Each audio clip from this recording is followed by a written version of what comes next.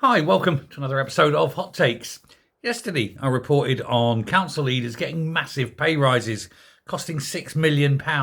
This is just the leaders of the councils, and that just represents their pay rise, let alone what they're already earning.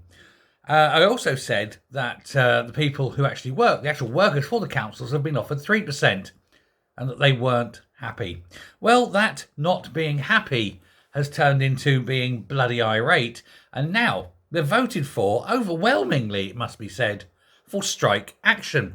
And the GMB are leading the call, as indeed are Unison, Unite, and everyone else who's involved, but the GMB being the main one here. And so the ballot of the GMB Scotland members, like I say, was overwhelming. 96% backed strike action because they felt that this 3% pay rise offer was, well, insulting. And then, of course, when this huge pay rise for those leading the councils was announced, it was seen as being, beyond insulting and become offensive. And they're very, very angry. Now, Keir Greenaway, another Keir, he's the union senior organiser in the public sector. He's basically took the vote to expose the feeling of its members, and that feeling is quite clear. Strike it is, and there's nothing going to stop them now. He said the offer from the body, the sort of United Council body, COSLA, which is like the umbrella corporation for all the councils, he said was derisory, well below inflation, and was completely unacceptable. They want more. They need more. They deserve more, they say. And they're probably right. Anyway, the result will be no surprise to anyone. They were basically told we haven't got any money. They said, fine, we're going on strike, and that's it. And COSLA, I think, were expecting that as well. I don't think COSLA found the strike call to be in any way surprising either, considering.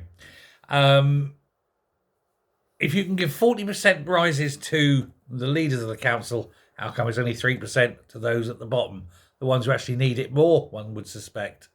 And that's what they're saying. They're saying that their members deserve more, and they're going to have more, and they'll strike for as long as it takes. So, yeah, absolutely, according to plan. If you're sitting there, you can actually have two parents and a child, both parents working, and still not earn enough to raise that child properly without relying on in-work benefits. How can that possibly be right in this day and age? Pay people what they're worth. Pay them enough. Pay them enough that they don't need in-work benefits. The world will be a better place, I think.